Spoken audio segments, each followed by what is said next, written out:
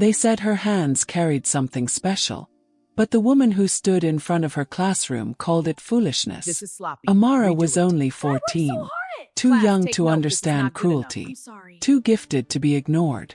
In a small Nigerian village wrapped in red dust and palm trees, talent was a blessing, but it could also be a threat. Every afternoon, while other children ran home laughing, Amara stayed behind. Her dark brown eyes fixed on patterns only she could see, shapes in the sand, designs in broken shells, colors hidden in ordinary things. She did not just see beauty, she created it. Until the day her teacher stood before the class, held up her handmade beadwork, and laughed. The room followed. Her heart cracked quietly, not loudly, not dramatically, just enough to make her question herself. Is this what you call talent? The teacher had asked. Or is this how you plan to waste your life? The laughter echoed long after school ended. That evening, Amara sat alone outside her family's mudhouse, staring at her hands. The same hands they once praised. The same hands now trembling. If the one person meant to guide her believed she was nothing, was she truly meant for greatness? Or had she been foolish to dream at all? And what happens to a gift when the one meant to nurture it tries to destroy it? Amara learned early that hunger can make people quiet.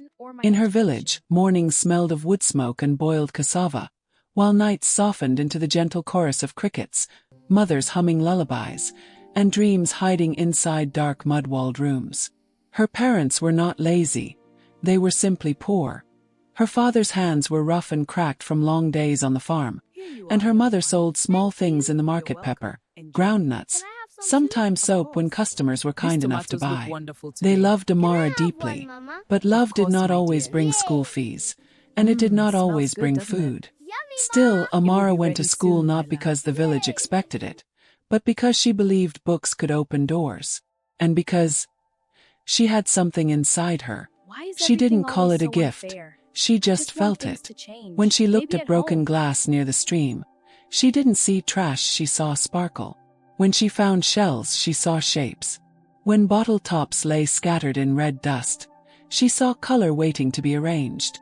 Her mind could take the ordinary and turn it into something that looked like royalty. So after school, while other children ran home to play, Amara stayed behind not to waste time, but to create.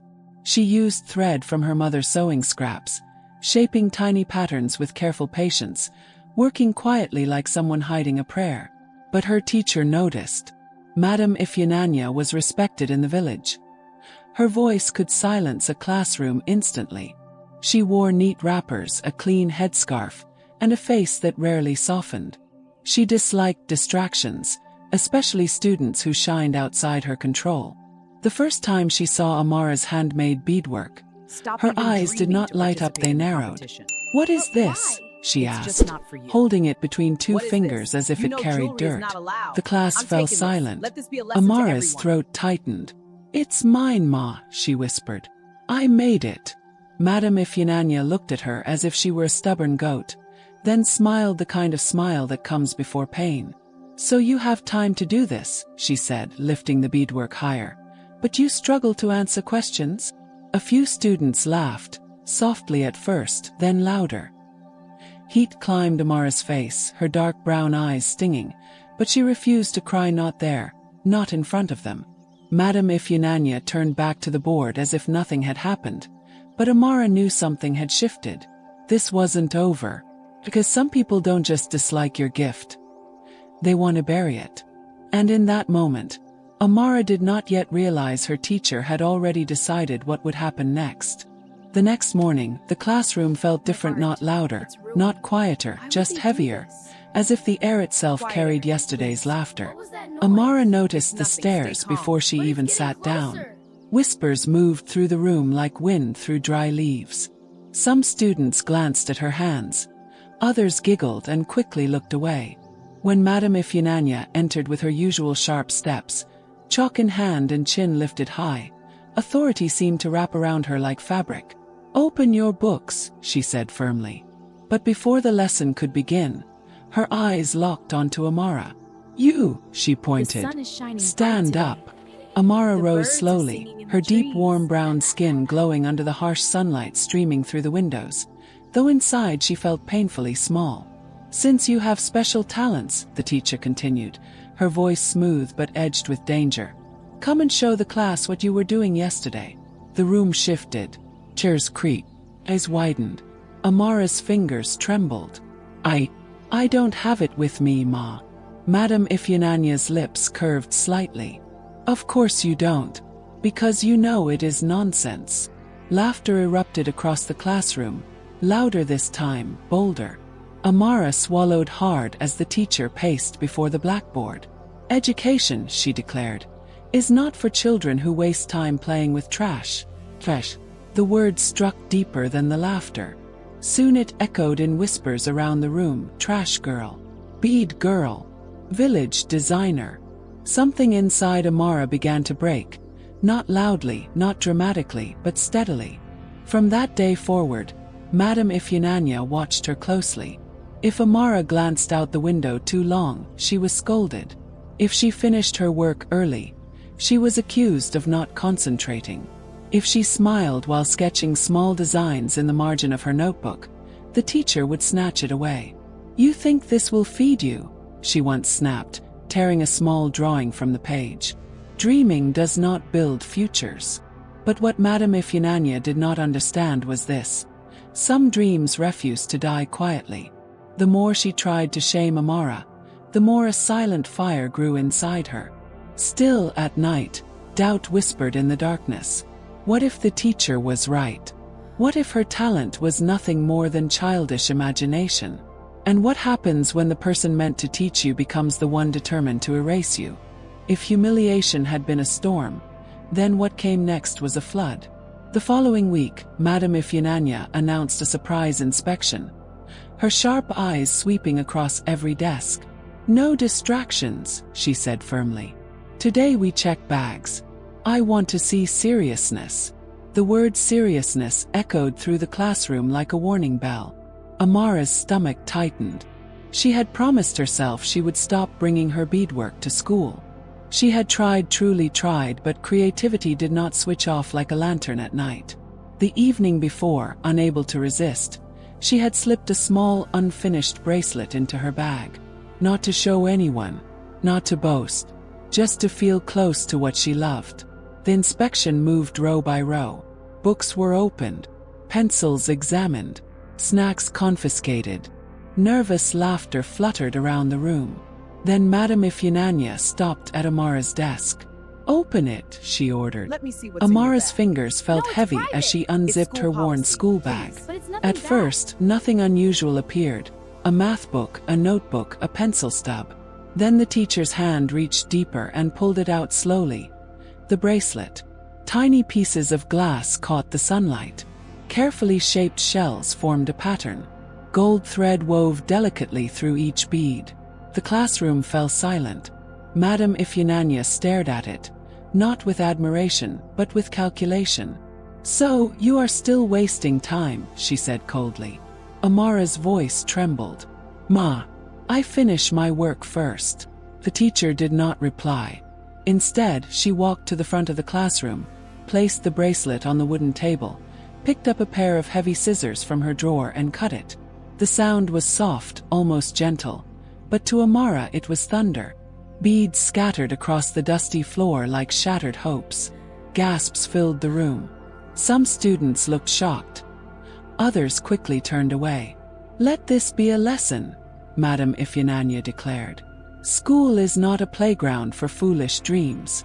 Anyone who wants to be serious in this life will focus." Amara did not cry, Your not in future is front of bright. them, but something Keep working inside hard. her cracked wide open. This was no longer teasing. This was war. After class, she knelt quietly on the dusty floor, gathering each broken bead with trembling fingers, her dark brown eyes burning as if she were picking up pieces of herself. One boy leaned close and whispered, "Just stop. It's not worth it." But Amara knew something he didn't. If she stopped now, she would never know what she could have become. That evening, she did not tell her parents. They already carried too many burdens. Instead, she walked to the stream and sat beneath the wide mango tree as the sky glowed orange and gold. The wind moved gently through her natural textured locks while she held the broken pieces in her palm. And for the first time since the cruelty began, she felt anger. Not loud anger, not wild anger, but a steady flame. If Madame Ifeanyi believed she could destroy her talent with scissors and shame, then she did not understand Amara at all. Because sometimes pressure does not break a diamond, it reveals it. And somewhere beyond that quiet village, fate was already preparing something the teacher would never see coming. Cruelty rarely stops on its own, and after the bracelet incident, Madame Ifeanyi did not calm down, she intensified. If Amara answered a question correctly, the teacher accused her of memorizing without understanding. If she hesitated, she called her slow. If she smiled, she labeled her unserious. It was no longer about beads. It was about control, and everyone in the classroom could feel it. One afternoon, as harmattan winds blew fine dust through the open windows, Madame Ifeanyi made an announcement. Next month, there will be a district academic competition, she said, writing boldly across the board. Only serious students will represent this school. The class murmured with excitement. Winning meant recognition, a scholarship opportunity, pride for families. In a village like theirs, it meant hope. Amara's heart stirred. She was not the best in mathematics or the strongest in science, but she worked hard, very hard, and part of her believed that maybe, just maybe, this could be her chance to prove she was more than the names whispered about her. Madame Ifeanyi began writing names on the board, one by one. When she finished, Amara's name was not there. She swallowed quietly and waited until after class. "Ma," she whispered, her dark brown eyes filled with cautious hope. "I scored well in the last exams." "I thought, you thought." The teacher cut in sharply. Amara lowered her head. "You lack discipline. You are distracted. This competition is not for children chasing useless crafts." The words cut deeper than before. "But I study, Ma," Amara said softly. Madame Ifeanyi leaned closer, her voice low and cold. "Listen carefully. If you continue this nonsense, I will make sure you do not sit for your final exams this year." The threat hung in the air like smoke. Final exams. Without them, there would be no graduation, no future schooling, no chance. Fear wrapped around Amara's chest so tightly she could barely breathe. That evening, she could not eat, and her mother noticed. "What troubles you, my child?" she asked gently. Amara forced a smile. "Nothing, Mama." But it was something, a big something. For the first time, she considered stopping completely. No more beads. No more sketches. No more dreaming. Because what is talent if it costs you your education? That night, she lay awake staring at the thatched ceiling, her thoughts heavy and restless. Then she heard a soft, careful knock. She stepped outside and saw Mama Ezen standing near their small mud fence, the elderly woman known throughout the village for her quiet wisdom. "I saw what happened in school," Mama Ezen said gently. Amara froze. "You think your teacher is powerful," the woman continued. "But child, sometimes those who try hardest to silence you are the ones afraid of what you will become." Amara looked up slowly, the words sinking deep. "Do not let fear decide your destiny," Mama Ezen added softly. "The world is bigger than one classroom." And as the night breeze moved through the palm trees, those words settled inside Amara like seeds of courage, because maybe, just maybe, this story was not going to end the way Madame Ifeanyi expected. The district competition was no longer just a school event. It was becoming something much bigger. A week after Madame Ifeanyi excluded Amara's name from the board, a visitor arrived at the school, and word spread through the village like fire through dry grass. An inspector had come. Not just any inspector, but a representative from the state education office. He was there to observe teaching methods, student engagement, and creative development programs. His presence made even Madame Ifeanyi adjust her headscarf twice that morning. The entire school buzzed with tension. Amara sat quietly at her desk, trying not to let her thoughts wander too far, because she had learned something painful in the past few weeks. Hope can hurt. When the inspector entered their classroom, he wore a calm smile and carried himself with quiet authority. He moved slowly between the desks, asking questions, listening carefully, watching everything. Madame Ifyinanya's voice suddenly became unusually sweet. "Our students are disciplined," she announced proudly. "We focus strictly on academics. No distractions." The words pressed against Amara's ears. No distractions. The inspector paused between the desks and asked gently, "What extracurricular activities do you encourage?" Madame Ifyinanya hesitated for only a second before replying smoothly, "We do not allow unserious hobbies to interfere with performance." The inspector stopped walking. "Unserious hobbies," he repeated calmly. "Yes," she said.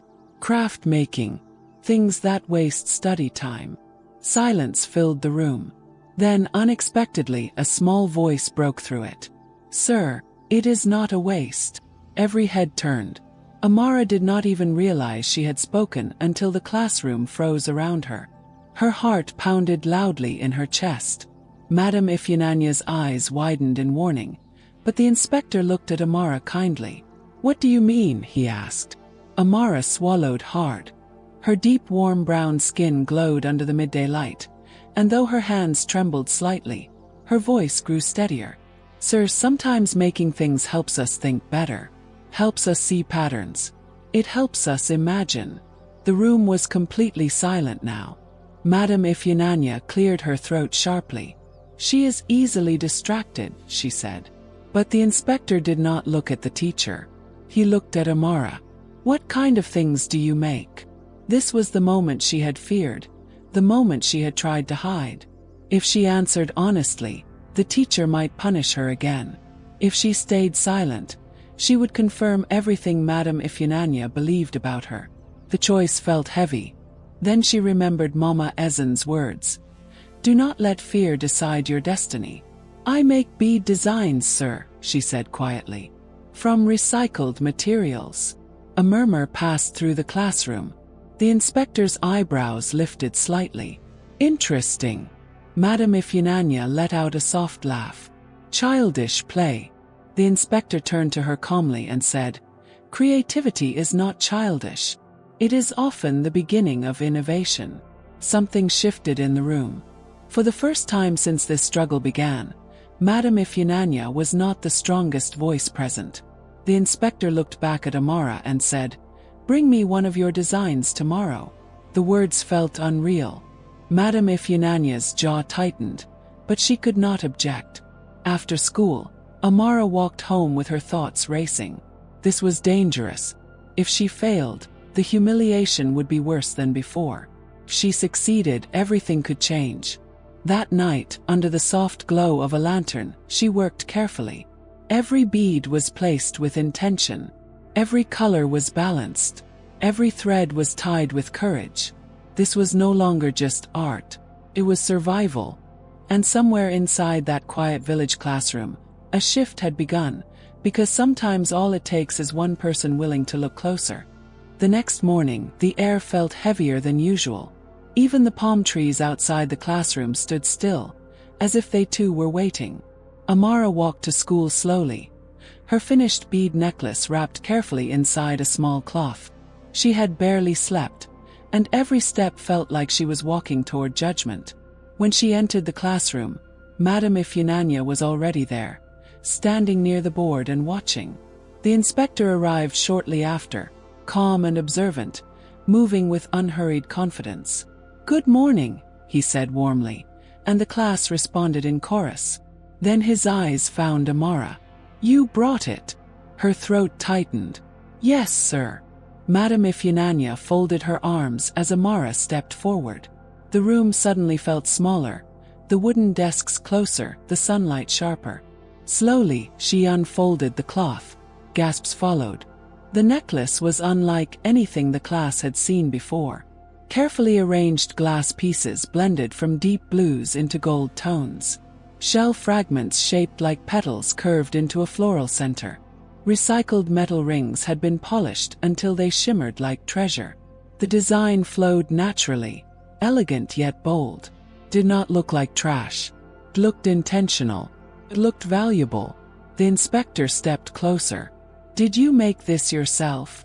"Yes, sir." "How long did it take?" 3 nights. Murmurs spread through the classroom. Madame Ifeanyi's expression remained still, but her jaw tightened. The inspector lifted the necklace gently and examined its details. "This," he said slowly, "is advanced pattern understanding." Then he turned toward the class.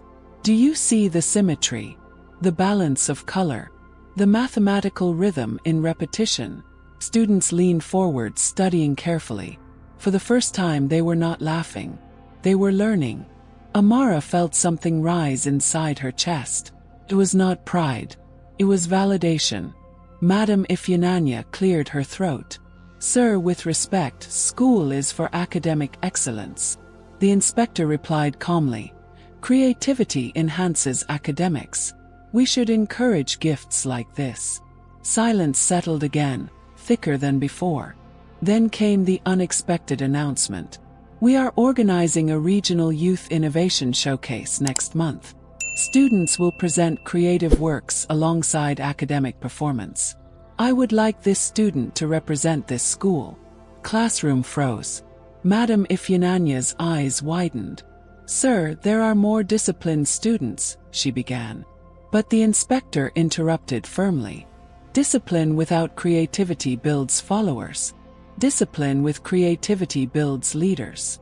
The words echoed through the room like thunder. Amara could hardly breathe. Represent the school. The same school where she had been mocked. The same classroom where her bracelet had been cut. Madame Ifeanyi forced a thin smile and said, "Of course, sir." But something had shifted. For weeks, the teacher had controlled the narrative, the shame, the story itself. Now that control was slipping. As the bell rang and students gathered around Amara's desk, she noticed something strange. The same voices that once laughed were now asking questions. "How did you make this? Can you teach me?" Even the boy who had told her to stop looked impressed. Amara answered softly, calmly, but deep inside something was changing. Not revenge, not arrogance, confidence. Because sometimes the greatest response to cruelty is undeniable success. And this was only the beginning. Power does not surrender quietly. After the inspector left, Madame Ifeanyi's smile became thinner, sharper, carefully controlled. She congratulated Amara in front of the class. "Well done," she said smoothly. "Let us hope you do not embarrass us at the showcase." Her words sounded polite, but her eyes told a different story. That same afternoon, Amara began to notice small changes. Her seat was moved to the back corner of the classroom. Her name quietly disappeared from the weekly academic recognition list. Her assignments were marked more strictly than ever before. It was subtle, but it was intentional. The Regional Youth Innovation Showcase was only 2 weeks away. Students from different villages would attend. Judges, officials, and potential sponsors would be there.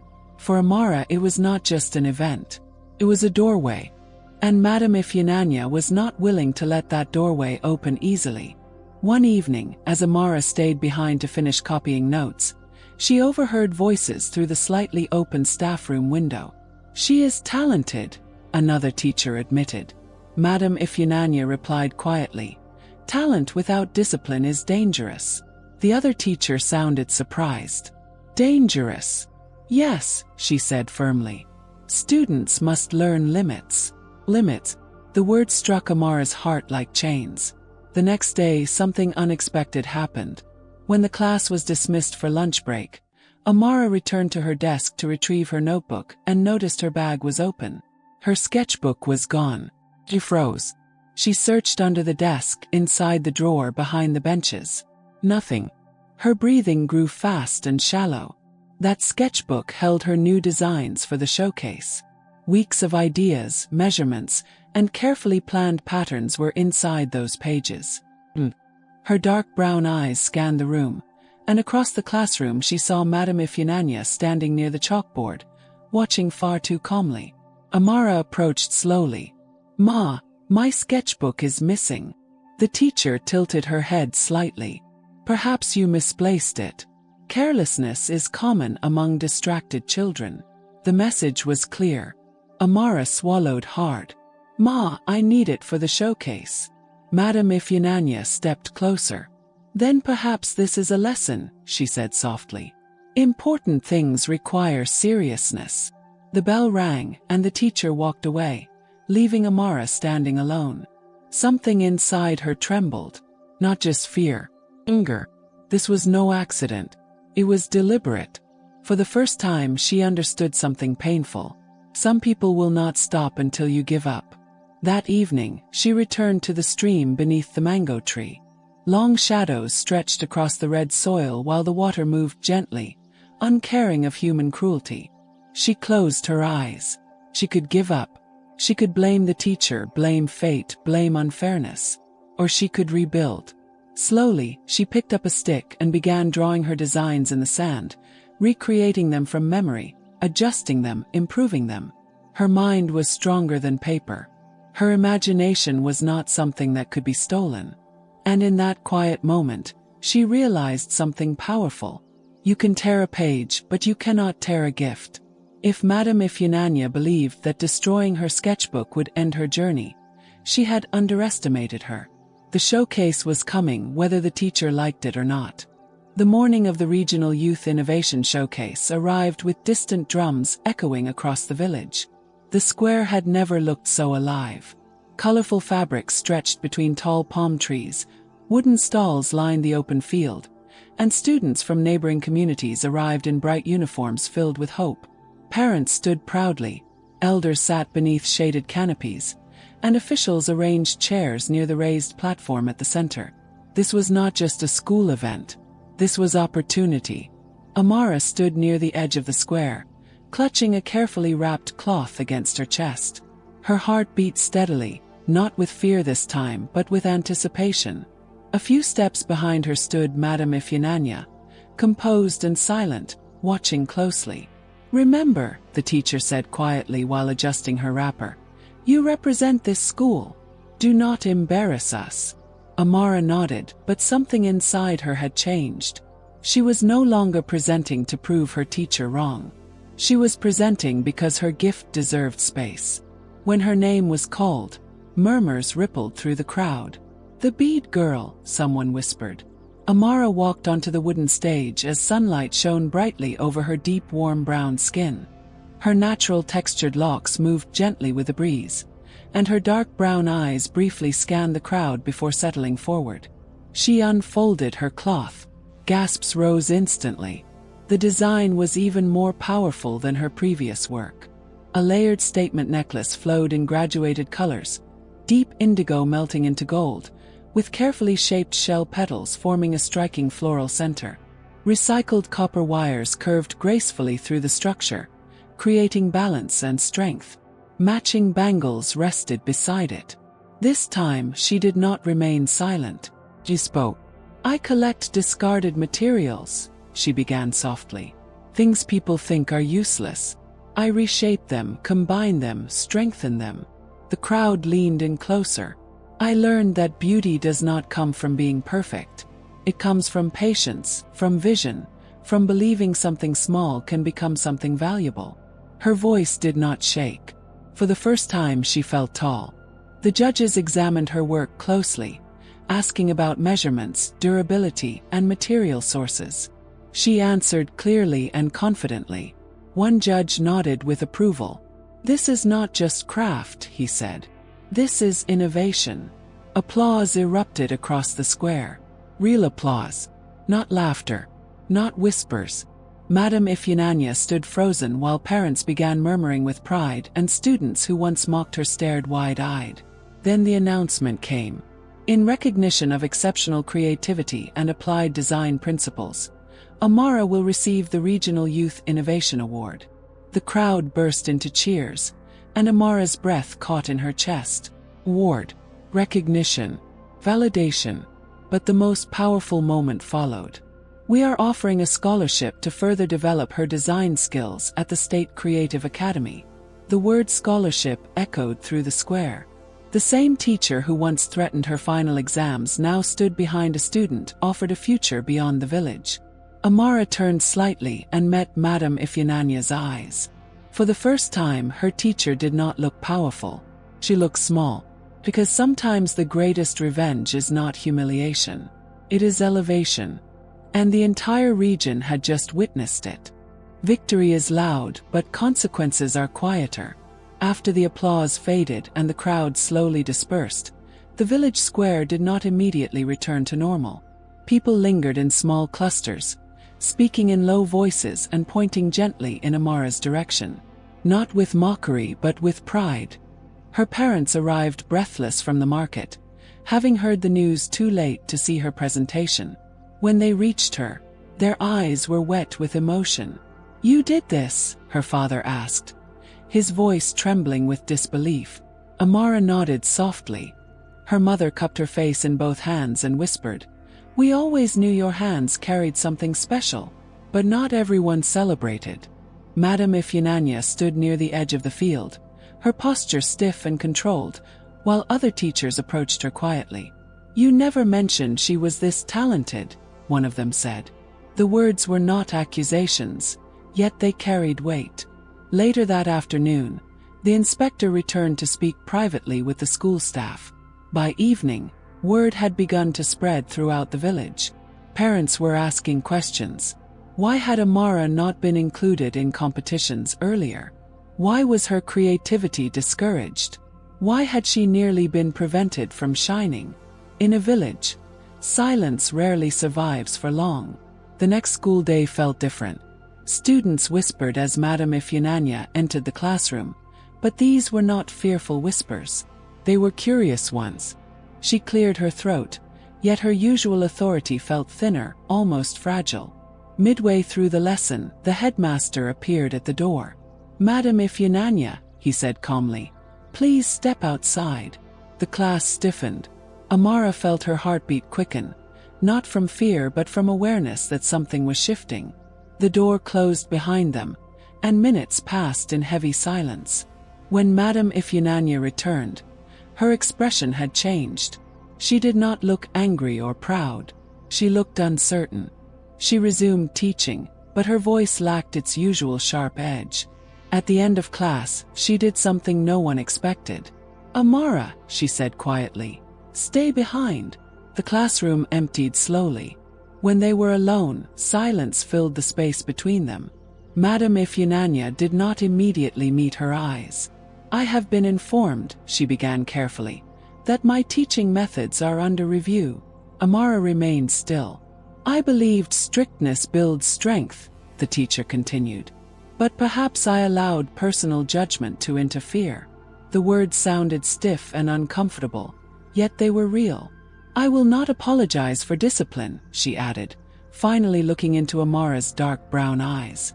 "However, I may have misjudged your focus."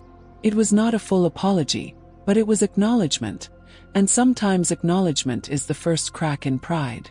Amara studied her teacher quietly. For weeks, this woman had seemed unstoppable and unmovable. Now she looked human, flawed, perhaps even afraid of losing control. And in that moment, Amara understood something deeper than victory. Some people hurt others not because they are strong, but because they fear being overshadowed. "I never wanted to embarrass the school," Amara said softly. Madame Ifyananya nodded once. "I see that now." As Amara walked home that afternoon, the dusty village path felt lighter beneath her feet. Justice had not come through revenge. It had come through exposure, through truth standing openly in the light. For the first time since this began, she no longer felt like a child fighting authority. She felt like someone who had outgrown fear. But the story was not finished yet, because the true reward was still coming. The scholarship letter arrived 3 weeks later. It came by motorcycle from the state capital, sealed inside an official envelope that looked far too important for their small mud house.